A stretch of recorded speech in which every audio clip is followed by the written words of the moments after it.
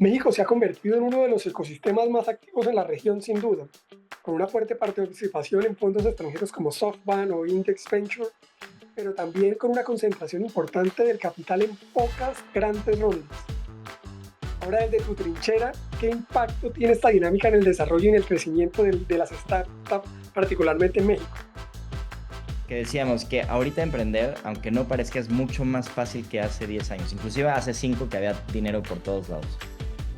Porque tú cuando emprendías hace 10 años en Latinoamérica, imagínate que tenías que hacer un e-commerce, tenías que hacer una plataforma de pagos, tenías que hacer la página de internet porque ni siquiera había páginas tan automatizadas para crearlas y desarrollar toda tu infraestructura. Tenías que desarrollar el tema de logística. Tenías que hacer 1000 cosas al mismo tiempo. O sea, tenías que hacer 7 empresas al mismo tiempo. Hoy hay una empresa de payments, hay una empresa de fraude, hay una empresa de páginas de internet, hay una empresa de logística, de last mile delivery. Ya nada más que así te conectas y creas tu empresa. Entonces, la eficiencia del dinero que se invierte por la creación de valor es gigantesca. O sea, lo hacíamos internamente en el fondo y es 10 veces más eficiente la creación de valor hoy que hace 10 años. Bienvenidos a Finanzas en Automático, el espacio donde exploramos cómo la tecnología y la automatización están apoyando a transformar la gestión financiera de las empresas. Si buscas herramientas para convertir tu flujo de caja en el motor de crecimiento de tu negocio, este es tu lugar. Suscríbete al podcast y no te pierdas los próximos episodios.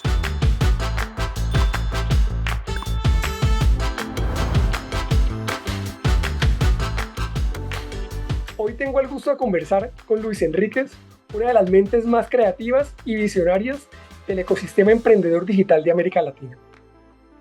Luis es cofundador de Brush Latam, un fondo de Venture Capital que ya ha invertido en más de 30 compañías tecnológicas en la región, pero su historia va mucho más allá del capital. Ha liderado empresas como Cultura Colectiva, impulsado proyectos basados en blockchain, creado modelos innovadores de inversión en arte y recientemente ha incursionado en el mundo como escritor. En este episodio no solo vamos a platicar de inversiones ni de números, sino vamos a explorar el lado menos visible del Venture Capital. Y es cómo la tecnología y el poder de los datos están transformando radicalmente la forma en que nacen y crecen las startups en Latinoamérica. Así que sin más preámbulos, Luis, bienvenidos a Finanzas en Automático. Qué honor tenerte por acá. Edgar, muchas gracias por la invitación y feliz de estar aquí. Bueno, pues para empezar, Luis, tu camino ha empezado o ha pasado por diferentes medios, ya sea en arte, en, en algoritmos, en blockchain, en inversión, en medios digitales. Hoy, con toda esa experiencia acumulada, ¿cómo definirías tu propósito? A ver, yo creo, bueno, esa es una pregunta, yo miré hasta un poco más atrás, ¿no? Como que creo que cuando tenía quizás 20 años, me preguntaba justo, ¿no? ¿Cuál es mi propósito? Y tengo que encontrar un propósito en la vida súper claro y definido. Y creo que todos tenemos esta historia, ¿no? Del clásico emprendedor que se le murió la mamá de cáncer y entonces se clavó en resolver el cáncer a nivel mundial y tiene un propósito que parece que le dura toda la vida, ¿no? Y creo que la verdad es que esas historias creo que son pocas. Creo que el propósito es algo que vas construyendo con el tiempo y de repente es muy pesado pensar que vas a tener que hacer un propósito para toda tu vida y ya no va a cambiar. Entonces, a mí me gusta más empezar como con la parte de la curiosidad. Yo creo que la curiosidad te va dando como ciertas migajas que te van haciendo clavarte en ciertos temas y a partir de ahí vas generando ciertos propósitos que luego, poco a poco, cuando volteas hacia atrás, te das cuenta como cómo se ha definido tu camino. Entonces, respondiendo directamente a la pregunta, yo creo que viendo hacia atrás mi trayectoria, yo te diría que soy fanático de resolver problemas, ¿no? Por eso estudié matemáticas aplicadas, porque los matemáticos lo que, en vez de que nos dé miedo, nos cueste trabajo resolver problemas, al contrario, nos apasiona resolver problemas. Y creo que es lo mismo, ¿no? Cuando te metes a una startup, es tratar de resolver problemas fundamentales o cosas que no están funcionando en diferentes industrias. Y lo mismo, ¿no? Cuando inviertes, estás viendo cuáles son las personas que están resolviendo diferentes problemas. Entonces, eh, te diría que como un poco mi propósito es resolver problemas a través de la parte de data y a través de la parte creativa, ¿no? Y por eso combino mucho en mi carrera la parte de repente escribir un libro, con la parte de generar algoritmos para predecir que se viraliza en redes sociales, o de repente hacer algoritmos para saber en dónde invertir mejor, pero al mismo tiempo luego hacer un proyecto de arte. Entonces yo creo que es esta parte, resolver problemas entre data y creatividad, ¿no? Bueno, pero sin duda uno de los capítulos más visibles de tu historia fue tu paso por Cultura Colectiva, donde lideraste el crecimiento de una empresa de más de 40 millones de usuarios y 50 millones de seguidores. ¿De qué manera esos aprendizajes influyeron en cómo ves hoy los negocios o sea, y particularmente las inversiones? A ver, creo que cuando yo fundé Cultura Colectiva, creo que tenía 21 años, todavía no acababa la universidad, ¿no? Entonces, la verdad es que en ese momento no tenía ni idea de cómo hacer un negocio y fue algo que más bien, de nuevo, fue surgiendo por la creatividad y por la curiosidad, ¿no? Entonces, lo que pasó en ese momento es que era la época en la que Facebook apenas estaba empezando, Twitter apenas estaba empezando, y en esa época, pues digamos, te regalaban toda la data de todo lo que había en redes sociales. Y yo por esta curiosidad que tenía, la empecé a bajar cuando estaba en la universidad y hacer como correlaciones y empezar a hacer, decir, oye, ¿por qué la gente comenta esto cuando pasa esto? O diferentes cosas. Y esas correlaciones, poco a poco te dan ayuda para resolver ciertos problemas, ¿no? Y dentro de esos problemas, una de las cosas que vimos es, oye, creo que hay una forma de predecir qué se viraliza en redes sociales.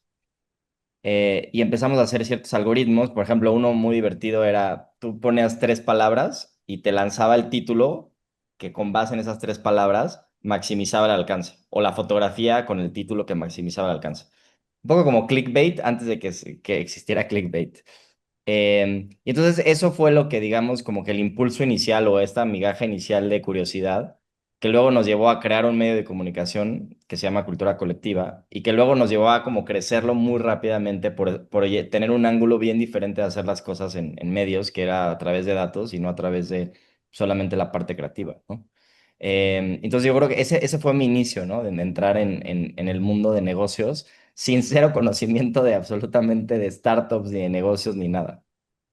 Pero sin duda fue esa curiosidad como matemático apasionado por los datos que te llevó a ir un poco más allá de cómo poder correlacionar, como tú decías muy bien, la información que hoy en día es lo más relevante o el activo más importante que tenemos hoy cualquier tipo de persona. Sí, 100%. Yo creo que, y creo que ahí luego podemos profundizar mucho en esto, pero una de las cosas que nos dimos cuenta, y creo que eso es algo que, de nuevo, a través de la curiosidad va sacando, es que la data es, como dices, uno de los activos más importantes que tenemos como seres humanos. Y creo que todavía no nos hemos dado cuenta de la importancia que tiene y cómo ya está incrustado en absolutamente todas las herramientas digitales que utilizamos. Para mí, yo, en algún momento la data va a tener que ser un derecho universal humano, ¿no? O sea, porque, y tú vas a tener que ser dueño de esa data y tú tendrías que en teoría decidir en dónde se usa o no. Pero bueno, este es un tema ya muy, muy clavado de la parte de data. Bueno, ahora quisiera hacerte una pregunta más personal. Hace un poco más de 2 años, después de una etapa intensa de crecimiento profesional, donde creías ya haberlo logrado todo, decides hacer una pausa y viajar a la India a reencontrarte. Experiencia que dio origen a tu actual libro, La serpiente está vacía, que recién leí y me conectó totalmente y me cuestionó de lo que muchos perseguimos como parte de la vida, y es el éxito, la validación, el crecimiento, pero sin detenernos a preguntarnos si eso tiene un sentido mucho más profundo. En tu libro compartes ideas poderosas sobre la realidad como una ilusión, la impermanencia y la verdadera libertad que está en soltar. Yo sé que esta historia la has contado varias veces, pero me encantaría que nos compartieras qué hay detrás de este libro y cuál fue el motivo que te llevó a cabo o que te llevó a escribirlo de una mirada mucho más reflexiva. A ver, es una muy buena historia porque como que desde que era chico y que, digamos, tenía mucha curiosidad por las cosas. Primero me clavé con las matemáticas, e inclusive cuando tenía 7 años empecé a ir a las Olimpiadas Internacionales de Matemáticas y me la vivía a los fines de semana resolviendo problemas con los profesores de universidad cuando era muy chiquito. Y por alguna razón, siempre me cuestioné como, o sea, como que siempre me hice estas preguntas fundamentales de la humanidad de por qué vinimos a este planeta Tierra y qué hacemos aquí como seres humanos. Me acuerdo perfecto que cuando tenía como unos 5 años, fue la primera vez que me di cuenta que pues había un fin a esta vida, ¿no? O sea, me acuerdo que se murió un familiar y dije, ¿cómo es posible? Como que ese concepto de que se acabaran las cosas o se acabara la vida me impactó de manera que mis papás me cuentan que me quedé en un viaje así de que no hablaba con nadie, solo estaba conmigo mismo pensando durante todo el viaje, estaban preocupadísimos. Entonces, bueno, todo esto que denota que digo, tengo que explicarme la realidad de alguna forma. Y mi primer acercamiento a explicarme la realidad fue la ciencia, que creo que es lo más natural que pasa en Occidente. Todos decimos como, bueno, pues es muy fácil entenderlo en el mundo en el que vivimos porque hay un estudio que dice o una teoría que dice que hay un Big Bang, que se creó el universo y de ahí salieron todos los planetas y las estrellas y así, y con las matemáticas puedes explicar la realidad. Y entonces ahí estaba muy tranquilo. Pero el siguiente paso, en la universidad, cuando estudio matemáticas, hay un algoritmo, un teorema que se llama el teorema de Gödel. Y este teorema lo que explica es que las matemáticas están incompletas. ¿Qué quiere decir? Que tú puedes partir con una red de supuestos o axiomas y a partir de esos axiomas construyes un modelo matemático que puede explicar muchas de las cosas de la realidad, pero no todas. Siempre hay una incompletitud matemática. Y eso a mí como que me entró en una crisis existencial fundamental, porque dije, ¿cómo es posible? Según yo ya tenía una respuesta a cómo se explicaba todo el mundo y toda la vida, pero acabo de darme cuenta que las matemáticas y la ciencia no la pueden explicar de forma completa. Y entonces yo creo que eso me llevó a un camino quizás más de introspección, me empecé a meter a temas quizás más esotéricos, aprendí temas de meditación, me metí a un curso inclusive de un diplomado de chamanismo, ya ahora sé cómo hacer limpias y mil cosas de como chamán. Pero justo a la par estaba construyendo, ¿no? Mi carrera profesional en donde fundé Cultura Colectiva, la crecí, y después de 12 años del emprendimiento, como que dije, oye, a ver, he logrado muchas cosas, pero sigo sintiéndome que me falta y me falta y que siempre hay más y que siempre hay más y que como que esta búsqueda implacable o búsqueda infinita de que siempre necesitas algo más y como que nunca estás completamente satisfecho. Y entonces justo tengo una transición en la que logro dejar de operar cultura colectiva, y me quedo nada más como accionista, pero ya no estoy operándola. Y por primera vez en mi vida tengo un espacio y un tiempo para poder, digamos, hacer otra cosa. Y enseguida quería volver a emprender y a volver a hacer cosas, pero dije, no, me voy a dar mínimo medio sabático, ¿no? 6 meses. Y ahí es donde eh, un día me empezó a pasar, y esto es algo bien loco, porque me empezó a pasar que como que volteaba a ver las cosas, y esto nunca lo he contado, pero volteaba a ver una silla, volteaba a ver como que una mesa, va a sonar muy raro, pero decía, oye, esta mesa como que, ¿en qué momento se definió como una mesa? O sea, ¿por qué existe como tal? O sea, siento que es solamente un concepto que hemos armado en nuestra cabeza, pero puede ser cualquier cosa, ¿no? Como si fuera mucho más fluida la realidad. Y me acuerdo que me fui a dormir una noche como con todas estas ideas y me llegó un mensaje en mi sueño que decía, la respuesta a esas preguntas está en la India. Y entonces literal me levanté y le dije a mi esposa como, me voy a la India. Y literal un mes después le dije, me voy a la India y aparte como 3 meses. Y un mes después me llegué a la India y ahí es donde empecé como con todo este camino en donde tuve diferentes experiencias, y sobre esas experiencias me llevaron a crear este libro, ¿no? La verdad es que no tenía idea de que iba a ser un libro. Simplemente tuve como varios lugares en donde estuve como meditando, ciertas cosas en las que llegué a comprender, que esa es la parte importante, que la parte intelectual simplemente es una parte de todo nuestro ser, y que hay muchas otras cosas con las que puedes entender quién verdaderamente eres, ¿no? O cuál es tu realidad. Y entonces a partir de como este entendimiento, un día me clavé en un hotel y estuve encerrado como 4 días y leí y escribí la mayor parte del libro, ¿no? Entonces, bueno, eso es un poco cómo se ha dado toda esa historia para llegar hasta donde estoy. Bueno, no, súper, súper interesante y creo que todos tenemos que tener algún espacio en la vida donde deberíamos parar y reflexionar dónde estamos, vivir el presente para poder construir un futuro de una mejor manera. 100%, 100%. Y digo, nada más ahí aunando, creo que es importante, como que el concepto principal y lo que yo me di cuenta es que, eh, digamos, como que la parte intelectual solamente te ayuda a entender ciertas cosas, pero está muy limitada. Si tú quieres verdaderamente como que experimentar como la totalidad de tu ser o de tu persona, tienes que hacerlo a través como ya de la experiencia y de vivirlo. Inclusive tienes que soltar el tema intelectual. Entonces, por ejemplo, una de las cosas que yo digo de mi libro, que me encanta, es, este libro está hecho para que lo termines tirando a la basura, porque sigue siendo un tema intelectual, ¿no? Entonces, una vez que comprendiste cuál es la realidad o cómo se ve la realidad, deja de intelectualizarla y experimentala y vívela.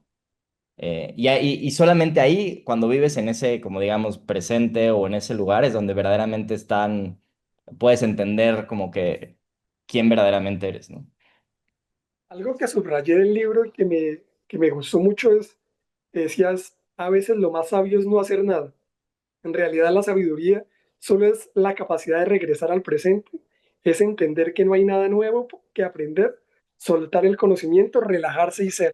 Me conectó nuevamente en poder estar en el aquí y en el ahora. Sí, es que estamos muy acostumbrados a estar en nuestra mente y nuestra cabeza y estar piense y piense y piense, ¿no? Entonces, el problema es que la mente tiene esta necesidad de volver a pensar y volver a hacer. Y lo que pasa es que no nos permite utilizar nuestra otra parte, que es simplemente estar en el presente y conectado con todo. Entonces, como que es un juego muy, muy difícil porque de repente ya te estás distrayendo, te estás relajando y otra vez llega un pensamiento y, oye, se me olvidó hacer esto, ¿por qué no estás haciendo esto? O llega una preocupación, o estará bien mi papá, no sé, ¿sabes? Y entonces, de nuevo, la mente ocupa, ¿no? El lugar principal. Entonces tienes como que, a ver, relajarla, se va y otra vez tratas de entrar al presente y la mente regresa. Entonces, el momento en que piensas en hacer otra vez estás sobre el dominio de la mente. Entonces, por eso digo, por eso es una frase importante, a veces no hay nada que hacer. De hecho, esa es la forma de llegar a la liberación o al conectar con tu ser, no hacer nada. En vez de creer que necesitas hacer mucho para llegar a la cima, es más bien es dejar de hacer. Eso totalmente, y creo que nos conecta con a muchos que nuestro cerebro vive pensando a 1000 por hora y no estamos satisfechos con nada y terminamos alguna cosa y ya estamos pensando en hacer la otra. Entonces creo que por eso me conectó completamente. Ahora, sé que en tus primeros pasos vamos a nuevamente a regresar al Venture Capital. En tus primeros pasos directamente en Venture Capital, especialmente México, tuviste que tocar muchas puertas y enfrentar rechazos hasta hace unos años que fundaste o sí, que crearon el fondo de Bridge, donde estás actualmente, entiendo que al 100%. ¿Cómo fue esa experiencia y qué consejos darías a quienes están empezando a buscar capital en un ecosistema totalmente o en vía de desarrollo? Eh, pues mi experiencia justo, ¿no? Entonces, cuando fundé Cultura Colectiva, que estaba en la universidad, la verdad es que teníamos un pitch. Primero no había tanto conocimiento de cómo funcionaba Venture Capital, ni había tantos emprendedores, y entonces como que era difícil acceder a esto. Ahorita yo creo que es completamente diferente. Y teníamos un pitch mucho más romántico, ¿no? O sea, no pitchábamos que éramos un medio de comunicación digital o una empresa tecnológica, decíamos que éramos un movimiento que iba a transformar la sociedad, o sea, era muy hippie. Entonces, lo que me pasó es que yo llegaba y les pitchaba este movimiento a los Venture Capital, que apenas empezaban en México, y en general rechazaban porque obviamente el venture capital está buscando un tipo de negocio escalable, financiero, mucho más claro. Yo estaba pitchando un movimiento social, ¿no? Entonces, como que entiendo perfecto por qué en esa época como que tuve rechazos. Yo creo que fui a ver a casi todos los venture capitals en México. Sin embargo, creo que hay una parte muy bonita de cuando genuinamente estás creando un proyecto con un valor este, genuino, ¿no? Y entonces lo que pasó es que sí conecté con muchos inversionistas que No invirtieron, pero dijeron, ¿sabes qué? Me encanta lo que estás haciendo y me empezaron a dar mucho feedback y mucho coaching. Me acuerdo perfecto que de uno de los inversionistas que vimos dijo, oye, está padrísimo tu movimiento, pero donde más dinero vas a generar, ya sabes, muy de sistema y de finanzas, es en el tema de crear un medio de comunicación digital y monetizarlo a través de publicidad. Quita todas las otras cosas que tienes y enfócate en eso, ¿no? Entonces, bueno, entonces eso me acuerdo mucho porque nos ayudó mucho a enfocarnos y a crecer y a partir de ahí nos enfocamos y crecimos mucho. Entonces, ¿cuál es la primera recomendación? Yo creo que como founder tienes que ser lo más genuino posible, siempre. Muchas veces es mejor pedir feedback que pedir inversión, porque en el momento que pides feedback, el inversionista te va a decir qué quiere y luego ya se lo puedes vender, ¿no? Entonces es mucho más fácil llegar a pedir feedback al principio que nada más buscar inversión.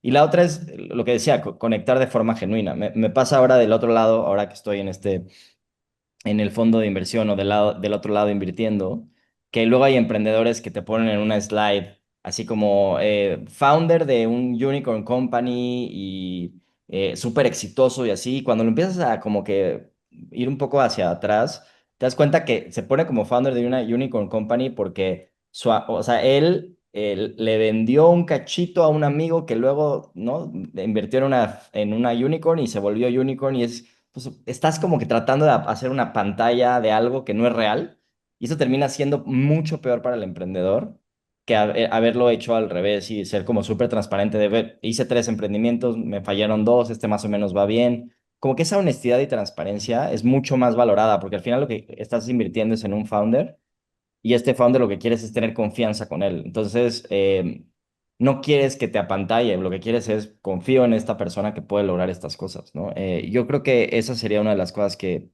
diría. La otra es, creo que hay muchas veces, y pasa mucho en México y en Latinoamérica, que no se preparan los founders con quién van a hablar, ¿no? Entonces, se nota enseguida la diferencia cuando alguien ya investigó el fondo, ya sabe dónde has invertido, qué otras startups has invertido, por la forma en la que te picha, cómo conecta las ideas.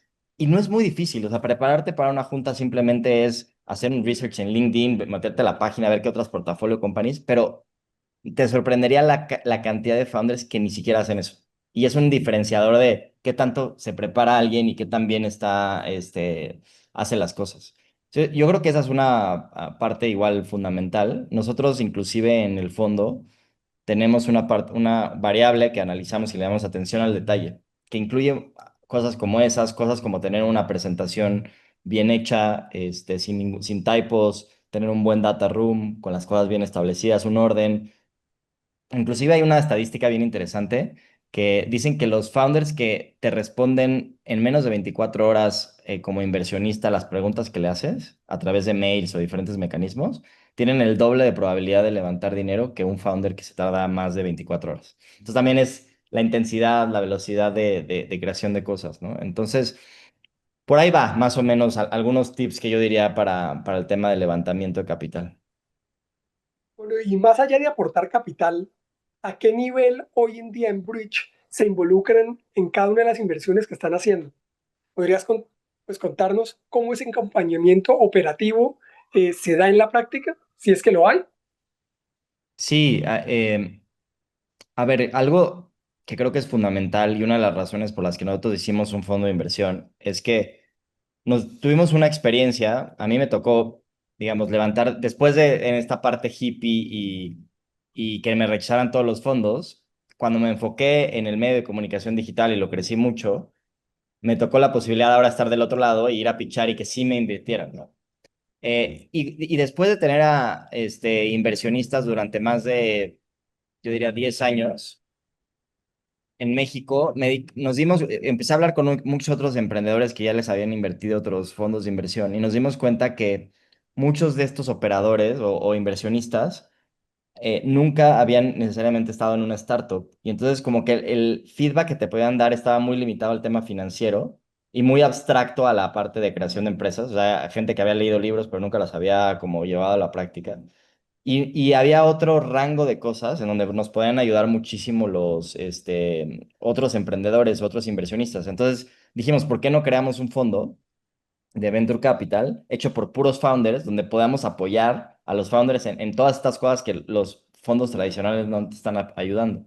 Entonces, por ejemplo, ¿qué hacemos en Bridge? Nosotros nos clavamos muchísimo en, primero hay un aspecto psicológico súper relevante, ¿no? Que es toda la parte emocional de crear una empresa, ¿no? Hay días, como dicen, es una montaña rusa. Hay días en el que dices, ya conquisté el mundo, ya soy el mejor de todos, y hay días en el que dices, esta empresa va a quebrar. Y literal puedes tener esto tres o cuatro veces en una semana. Entonces, el acompañamiento, digamos, de sentir que tienen a alguien que ya lo ha hecho en el pasado, que ya ha operado una startup, que ya lo ha vivido y que además te puede guiar en ese camino emocional es fundamental. Mucho más importante de lo que mucha gente cree. La otra cosa donde nos clavamos mucho es en el tema de cómo apoyas el network que tienes en un fondo, de todos los inversionistas que tienes, la gente que conoces, para conectarlos con la gente adecuada. Te pongo un ejemplo. Acabamos de invertir en una startup que el emprendedor se acaba de ir a vivir a San Francisco. Y antes de que se fuera a vivir a San Francisco, me volteé con mis inversionistas y nos volteamos con la gente cercana y le dijimos, ¿cuáles son las personas más interesantes que conocemos en San Francisco? Y vamos a conectarlo desde ahorita para que cuando llegue a San Francisco ya llegue como con un network de emprendedores, inversionistas y gente que pueda, digamos, rápidamente crecer y no que llegue de cero. Eso también es fundamental, ¿no? Cómo conectas a alguien con diferentes actores en general. Y ya, a ver, hay otras cosas básicas que hacemos como muchos otros fondos, que es cómo te apoyo en la parte de, ¿no? De conseguir más ventas, cómo te apoyo en conseguir gente clave al equipo. eh, y ya, yo creo que, digamos, mucho de esto es verdaderamente haber vivido ser operador y ahora estar del otro lado, ¿no? Y ayudarlos con todos estos temas. Bueno, no, clarísimo. Ahora pasemos a un tema que está en boga, que es la automatización hoy como una ventaja. ¿Existe alguna forma de evitar errores? O sea, y que soy fiel creyente que es poder automatizar desde el comienzo. Tú vienes de una lógica algorítmica como matemático y en ese orden de ideas, ¿qué papel hoy consideras que juega la automatización en la gestión en la que están administrando las startups hoy en día? Pues ve, yo te diría que hay que ver cómo, es muy importante y hacer un paso hacia atrás y decidir qué es lo que se va a automatizar, ¿no? Entonces, y te diría que hay varios frentes. Entonces, por ejemplo, una de las cosas, un clásico error de un emprendedor es llegar y querer desarrollar un proyecto de desarrollo, ¿no? De software grandísimo y luego llegar y venderlo y quizá implementarlo. Hay muchos buenos inversionistas que lo que dicen es, lo primero que tienes que hacer es hacer las cosas a mano, casi casi. O sea, para lograr la mejor automatización, lo mejor es primero hacerlo todo a mano. O sea, aunque suene contraintuitivo, eso es lo mejor. Entonces, si tú eres un emprendedor de tecnología, casi casi los primeros 10 clientes que vas a tener, quieres tú todo hacerlo casi casi, digo, no estoy diciendo que tienes que usar papel y lápiz, pero puedes utilizar herramientas ya creadas como, ¿no? Muchas de Google Drive, Forms o diferentes cosas, pero no tienes que desarrollar todavía nada. Una vez que ya entendiste, ya comprobaste que tu hipótesis o tus tesis de, oye, este ciclo sí se está repitiendo tres o cuatro veces, ya lo automatizas. Pero porque muchas veces lo que pasa es que el emprendedor cree que ese es lo que se tiene que automatizar y se da cuenta después que ese no importaba. Entonces ya imagínate el que ya desarrolló todo un software que luego nadie lo va a usar, ¿no? Entonces, creo que esa es una primera parte fundamental. Luego las otras cosas es, una vez que te diste cuenta de estas iteraciones donde sí son repetitivos los procesos, todavía hay un cuestionamiento bien importante. Es, oye, este proceso sí es repetitivo y se puede automatizar, sí, pero ¿es fundamental para el bottom line del negocio o no? Porque hay muchos procesos que no vale la pena automatizar, porque no son fundamentales, no te van a generar un cambio trascendental en la compañía. Y ahí ese es un segundo error en donde caen muchísimos emprendedores. Eh, Porque entonces empiezan a automatizar cosas que son insignificantes y termina siendo un nice to have, un software que como le llaman, se vuelve una vitamina y no un painkiller, ¿no? Y entonces terminas por sí tener algo que sí era un proceso que se repetía y se automatizó, pero no te lo compran porque no es un game changer en el modelo de negocios. Entonces, si te das cuenta, la automatización es como el último paso después de todo un proceso de pensamiento. Eh, yo creo que es muy importante pensar en eso. Ahora, ¿qué está pasando actualmente? Con todas las herramientas de inteligencia artificial, la capacidad de automatizar estas cosas es mucho más rápida. Necesitas mucho menos recursos, no necesitas ya casi casi desarrolladores porque puedes promptear muchísimas de las cosas. Entonces también hay este ciclo que antes quizás era mucho más largo, se puede eficientizar y hacer mucho más rápido. Ya puedes probar muchas cosas rápidamente con inteligencia artificial. Ahora, ¿cuál es la consecuencia de esto? Que como es mucho más fácil hacerlo, hay muchas menos barreras de entrada. Y entonces se vuelve del otro lado que todas las empresas que han automatizado cosas, pues cualquier nueva persona la puede automatizar de la misma manera.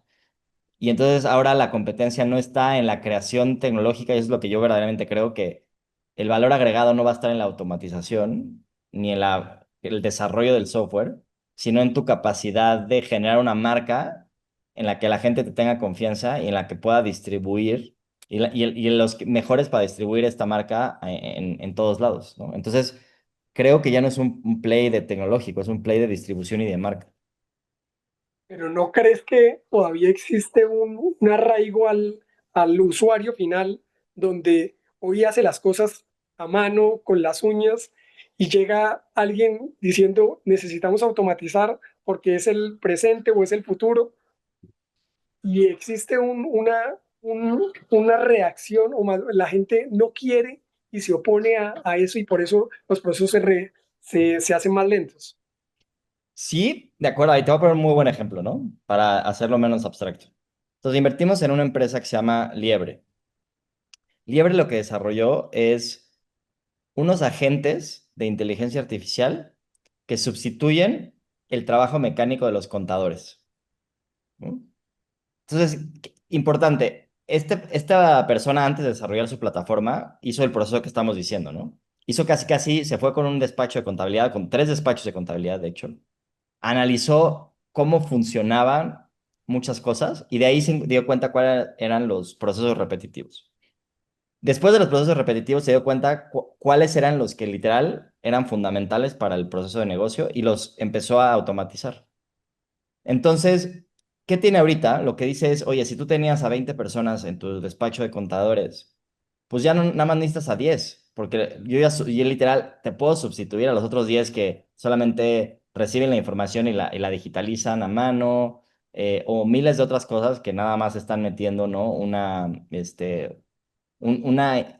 número dentro de la contabilidad, o muchas cosas son o sea, automatizadas. Entonces, ahora, obviamente pasa lo que tú estás diciendo, ¿no? Cuando él fue, si tú hablas con las personas que están siendo sustituidas por la inteligencia artificial, ellos te dicen, no, esto no se puede lograr, no es cierto, nunca van a ser como los humanos, no me siento cómodo.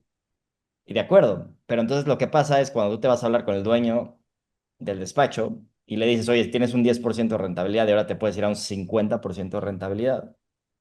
Él sí dice, hagamos lo que tengamos que hacer para lograr esto.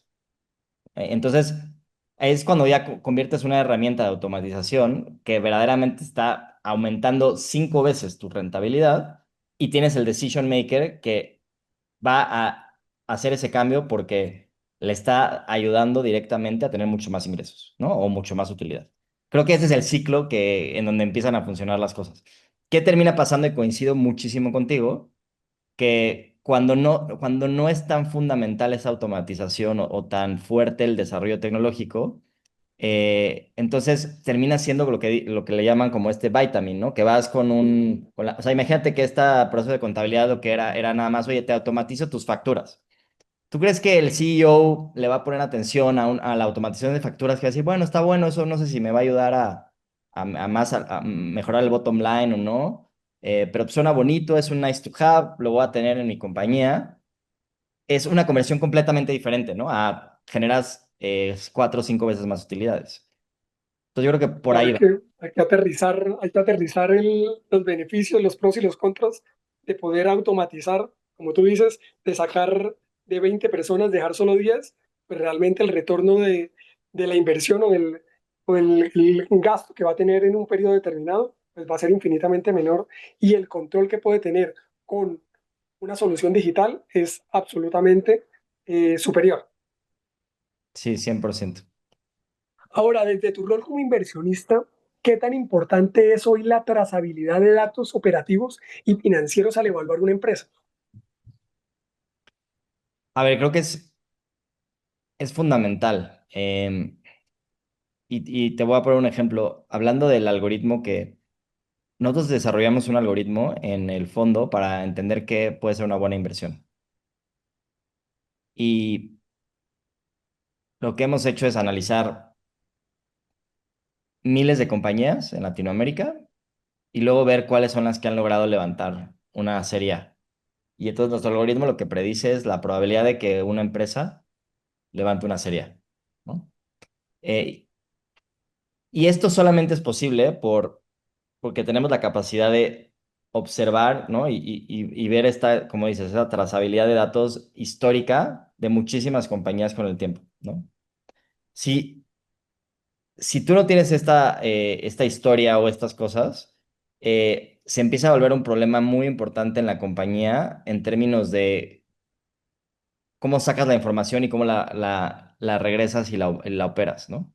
Entonces, un poco hablando de eso, una de las cosas que nos ha dado a nosotros la creación de este algoritmo es que en promedio el 10% de las compañías que se crean llegan a Serie A en Latinoamérica.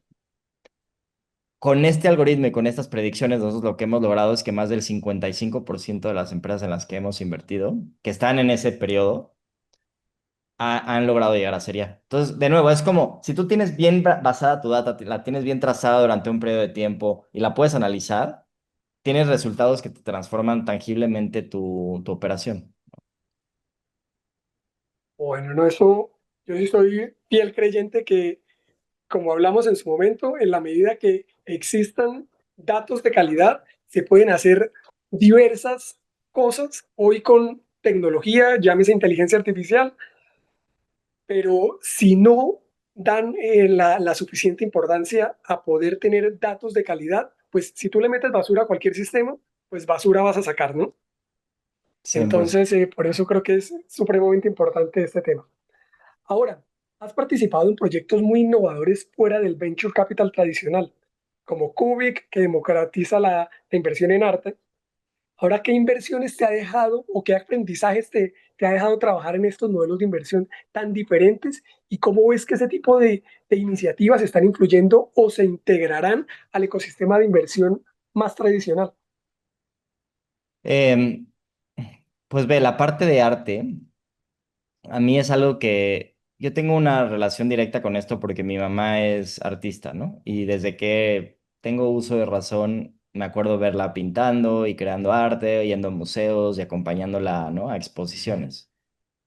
Eh, y curiosamente, cuando salen estos proyectos como Cubic, hay de nuevo, esto que hablábamos como de este propósito mío entre algoritmos o data o matemáticas y creatividad, creo que se combina muy bien, ¿no? Porque es esta parte artística, pero cuando le empiezas a meter números, a mí, por ejemplo, el arte me parece que es el asset class de los más interesantes que existen.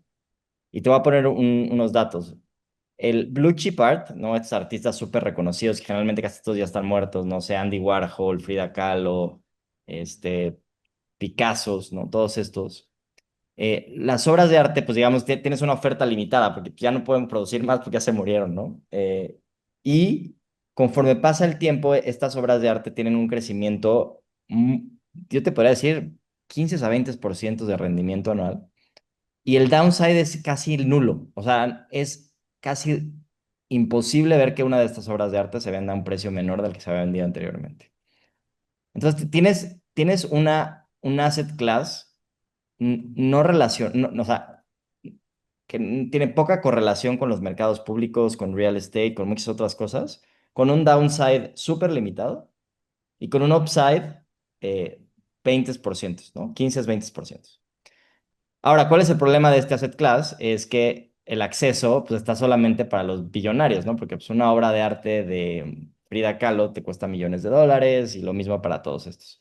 Entonces, creo que ahí es donde se combina esta parte, digamos, como artística con la parte financiera y luego lo que se nos ocurrió a nosotros en Cubic fue, oye, ¿por qué no partimos de manera virtual, obviamente, ¿no? La obra de arte en diferentes pedazos y democratizamos el acceso a la gente para que invierta en arte. Em, entonces, bueno, es darle acceso a la gente a que sea parte como de este asset class. Ahora, hasta ahí suena todo muy bonito, ¿no? Ahora, no es fácil generar demanda de esto porque hay un tema mucho de educación y mucho de como de permear estas cosas. Pero, por otro lado, yo que me he sentado últimamente con muchos family offices para tratar de que me inviertan en mi fondo, de las cosas, es muy interesante ver que de las inversiones más importantes que tienen es en arte. Yo te podría decir que una de las familias, dos de las familias más ricas de México, lo que dicen es, mi asset class más importante que tengo es el arte, por mucho. Y tienen personas, grupos o equipos de personas enfocados simplemente a invertir en arte, ¿no?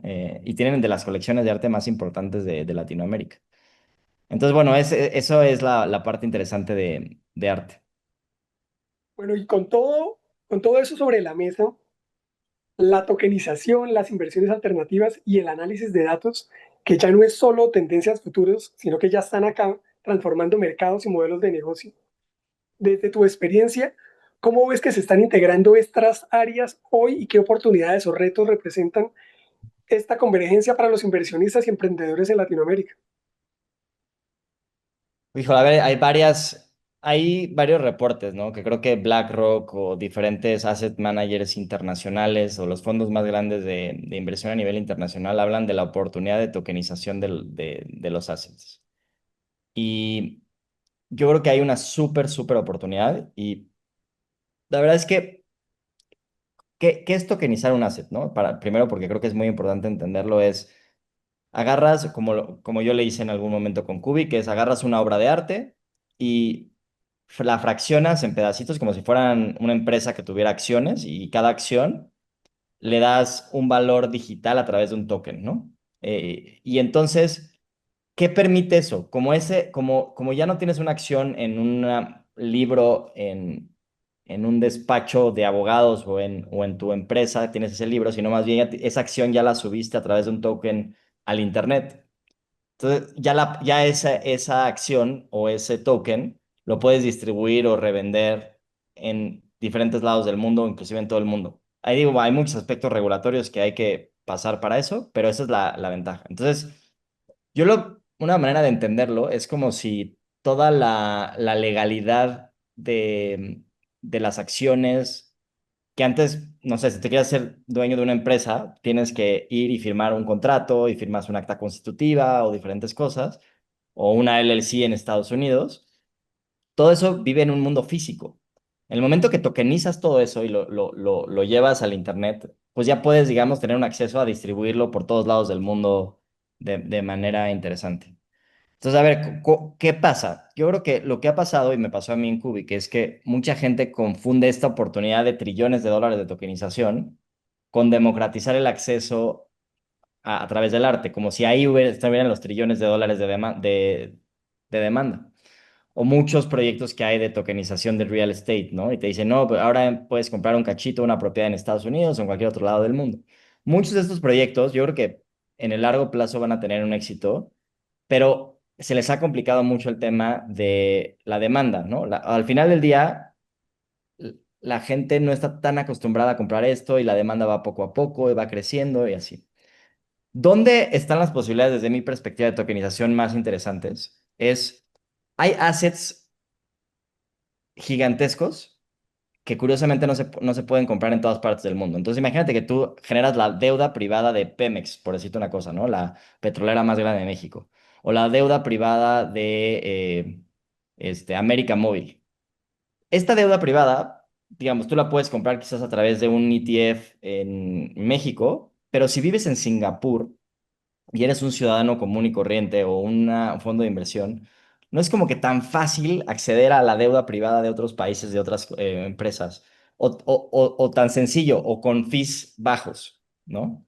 Entonces, puedes empezar a generar estos instrumentos que son muy interesantes. Y dije de deuda privada por decir un ejemplo, pero lo que han hecho otras plataformas es que hacen acciones de bolsa, por ejemplo, de Tesla en Estados Unidos. Pues igual si vives en Nigeria, igual no hay una plataforma tan fácil para comprar Tesla. Igual Tesla sí, pero si quieres comprar otro tipo de acciones, no tienes tanto acceso. Pero sí puedes tokenizar y hacer como estas acciones sintéticas, por así llamarles. Y ahora cualquier persona en Nigeria las puede comprar. Entonces, donde está la oportunidad de trillones de dólares desde mi perspectiva, es en eso. Es como todos estos assets que ya son súper reconocidos y que mucha gente sí habría demanda para ellos, les das acceso para que cualquier persona, de manera súper sencilla y con fees baratos, la puede comprar en cualquier lado del mundo. Eso no quiere decir que toda esta parte de democratización y acceso a tokenizar también real estate o arte o diferentes cosas va a pasar, pero no sé si ahí están los trillones, ¿no? Yo creo que los trillones están arriba y eso está como en un segmento que va a ir creciendo con el tiempo y que puede ser muy bueno, pero no es la oportunidad gigante, ¿no? Bueno, ahora con todos estos cambios que se han suscitado tan rápidamente durante los últimos años, donde el venture capital se ha vuelto cada vez más selectivo, especialmente para startups en etapas tempranas.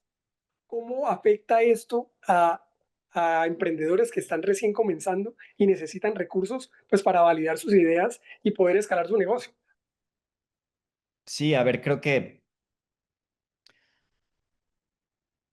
cada vez, creo que el venture capital se va dando por ciclos, ¿no? Y hay ciclos muy altos en donde parece que todo va a explotar y es como una burbuja y la hemos visto muchas veces. Y luego hay ciclos en los que parece que el venture capital es un asset class que ya va a dejar de existir y no va a funcionar y así, ¿no? Y yo creo que ni es tan bueno ni es tan malo, ¿no? O sea, como dice, me encanta una frase de Marcos Galperín, el CEO de Mercado Libre, que dice, cuando las cosas van bien, que no se te suban a la cabeza y cuando van mal, que no te vayan al corazón, ¿no? Entonces, eh, creo que, ¿qué pasa? Creo que cuando hay un hype, todo el mundo quiere emprender y salen los emprendedores y hay como mucho turista, ¿no? Como le llaman, que solo está ahí porque está de moda. Y luego cuando las cosas van mal, tienes muchos menos emprendedores, pero los que emprenden en ese momento son los que verdaderamente están ahí por el largo plazo. Entonces, yo lo que diría es, para muchos emprendedores que dicen, no, ahorita está súper complicado, no voy a emprender, yo no me, creo que si tienes un proyecto de largo plazo y tienes una visión, no importa en qué parte del ciclo estés. O sea, lo que importa es empezar a construir y poco a poco vas a apoyarte del ciclo en donde vayan las cosas. Eso no quiere decir que no hay que tomar en cuenta el timing. Creo que el timing es fundamental, pero el timing no tiene que ver con los ciclos de mercado, sino con el ciclo de la demanda del producto que puedes sacar. Hay que entender si justo en el momento que vas a sacar este producto se va a poder demandar o no, ¿no? Entonces yo creo que por ahí va eso. Eh, la verdad es que, aunque no parezca, sigue habiendo, estábamos haciendo un análisis el otro día en el fondo, bien interesante que decíamos que ahorita emprender, aunque no parezca, es mucho más fácil que hace 10 años, inclusive hace 5 que había dinero por todos lados.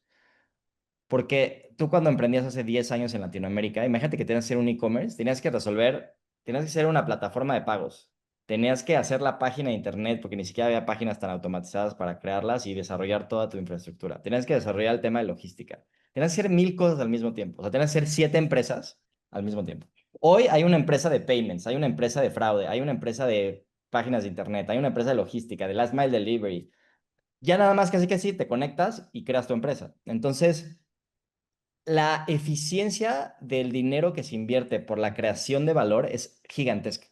O sea, lo hacíamos internamente en el fondo y es 10 veces más eficiente la creación de valor hoy que hace 10 años. Entonces, yo tomaré eso en cuenta. Creo que es una gran oportunidad emprender ahorita porque puedes crear algo mucho más rápido, mucho más eficiente. Y ahora cuando todavía le metes todo el tema de AI, se vuelve una locura. Mucha gente, había una presentación de un fondo muy grande de Estados Unidos que se llama Sequoia, que ya están esperando le llaman el One Person Unicorn, ¿no? Cuando una sola persona con puro AI va a poder crear una empresa de más de 1.000 millones de dólares. Entonces, a ese nivel de leverage o ese nivel de escalabilidad es el que estamos llegando ahorita. Ahora bien, México se ha convertido en uno de los ecosistemas más activos en la región, sin duda, con una fuerte participación en fondos extranjeros como SoftBank o Index Venture, pero también con una concentración importante del capital en pocas grandes rondas. Ahora, desde tu trinchera, ¿qué impacto tiene esta dinámica en el desarrollo y en el crecimiento de las startups, particularmente en México? A ver, si hay, si lo ves a nivel volumen, obviamente el porcentaje más grande se va a las empresas más grandes, pero es un tema, digamos, estructural de cómo funcionan las rondas.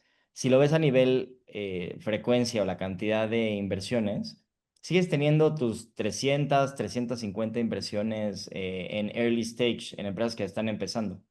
Entonces, yo creo que estamos en un lugar bastante sano, ¿no? Tienes una cantidad de empresas en early stage que poco a poco van creciendo y de manera natural solamente hay poquitas que son las que se quedan con la mayor parte del dinero, pero fueron las que sobrevivieron.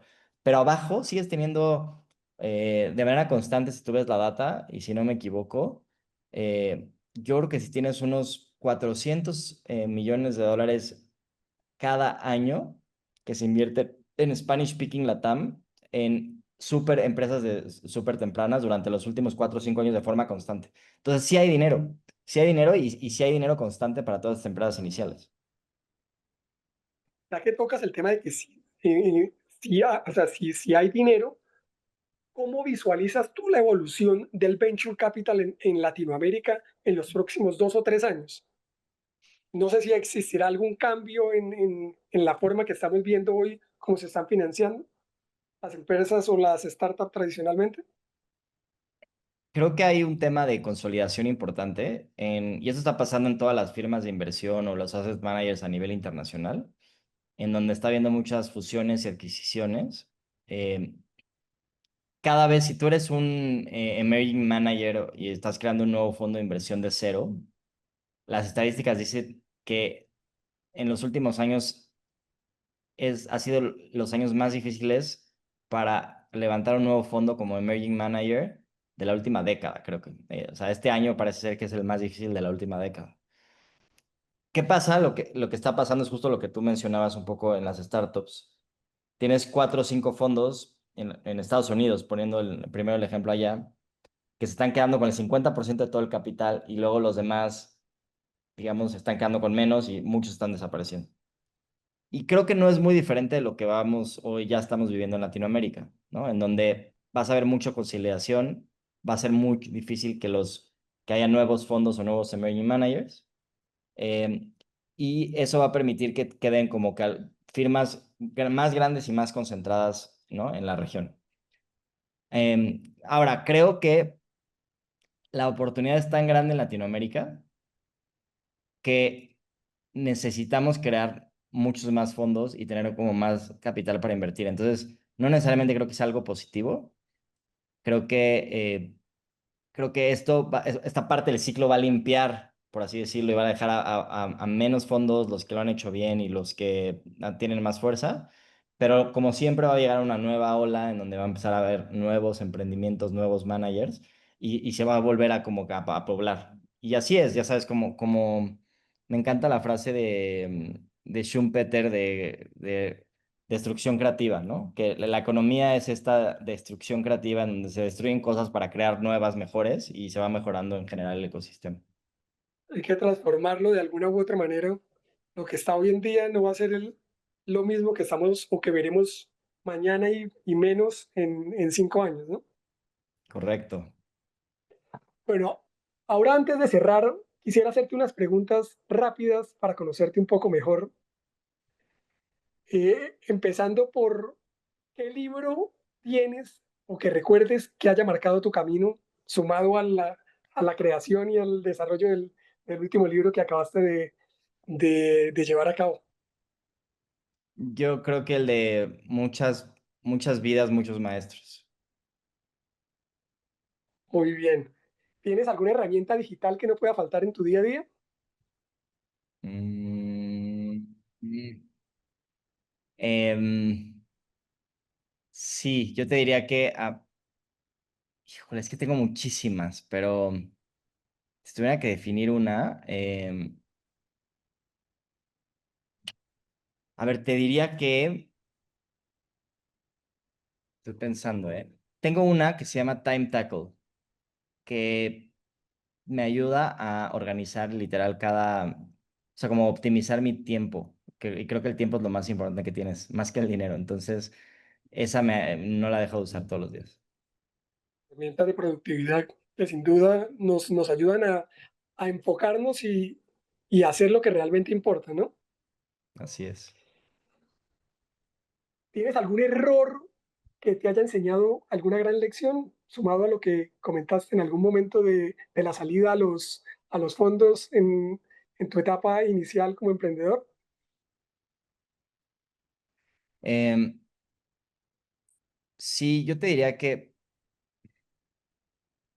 o sea, a ver, muchísimos errores, ¿no? O sea, yo creo que como un buen emprendedor que te dice que no ha cometido errores, no es un emprendedor. Creo que es parte del mismo sistema. A ver, me viene a la mente, particularmente cuando logramos levantar capital en cultura colectiva, no, no tuve la capacidad de optimizar el tema financiero. Es muy fácil cuando tienes mucho dinero no utilizarlo de manera óptima y gastarlo, digamos, sin observar cómo optimizas ese recurso. Y creo que sí en ese momento fue, y les pasa a muchísimos emprendedores. Creo que hay que fijarse mucho. Es como, creo que una función que me pasa es si voy a ganar más dinero, ¿no? En mi vida, entonces lo primero que hago es me volteo a ver cómo optimizo mis gastos. Ese fue mi aprendizaje después de ese error. Siempre es como, ok, voy a ganar más, quiere decir que entonces, ¿cómo le hago para quedarme igual o reduzco los gastos que tengo? Esa es como mi forma de siempre estar cuidando, optimizando los recursos. Oh, genial, porque por como seres humanos, si ganamos más, automáticamente vamos a pensar en poder gastar más, ¿no? Ahora, ¿tienes algún consejo que te hubiera gustado recibir cuando empezaste como inversionista?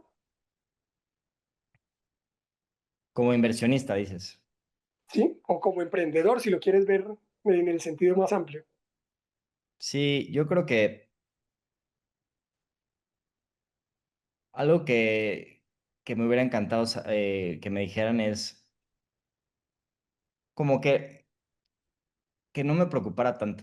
Yo diría eso, como que siento que hay muchas veces que nos preocupamos por muchas cosas y cuando lo vemos hacia atrás, te das cuenta que esa preocupación o eso que pasó o te ayudó a ser mejor persona o te llevó a un lugar diferente, pero en general siempre es para crecer y mejorar. Yo diría eso, como esta frase, ¿no? Que dice, This too shall pass, esto también pasará. Em, exacto, vivir un poco más en paz. Yo diría eso. Bueno, Luis, pues muchísimas gracias por esta conversación tan rica en ideas, visión y experiencias. Me quedo con una sensación muy clara, que es lo que están construyendo desde Bridge, no es solo capital, es un acompañamiento, es criterio y sobre todo es confianza que en Latinoamérica hay talento que vale la pena de sobra impulsar. Ahora, para quienes quieran seguir tu trabajo, ¿dónde pueden encontrarte? ¿Dónde pueden incluso, ahora que quisiera promover tu libro, dónde pueden comprarlo? Bueno, el libro está en Amazon, está en muchas librerías en México. Si lo buscan en internet, literal, La serpiente está vacía, lo van a encontrar. Para encontrarme a mí, estoy como Luis Andrés Ebri en todas las redes sociales. Y listo, también mi mail es luis@bridgelat.com. Los que quieran escribirme, ahí estoy. Bueno, genial. Hasta aquí llega este capítulo de Finanzas en Automático. No olvides suscribirte al podcast para no perderte los próximos episodios y compártelo con aquellos interesados en conocer cómo la tecnología está revolucionando la gestión financiera empresarial. Recuerda que puedes seguirme en mis redes sociales como Edgar Luna y nos veremos hasta la próxima. Chao, chao.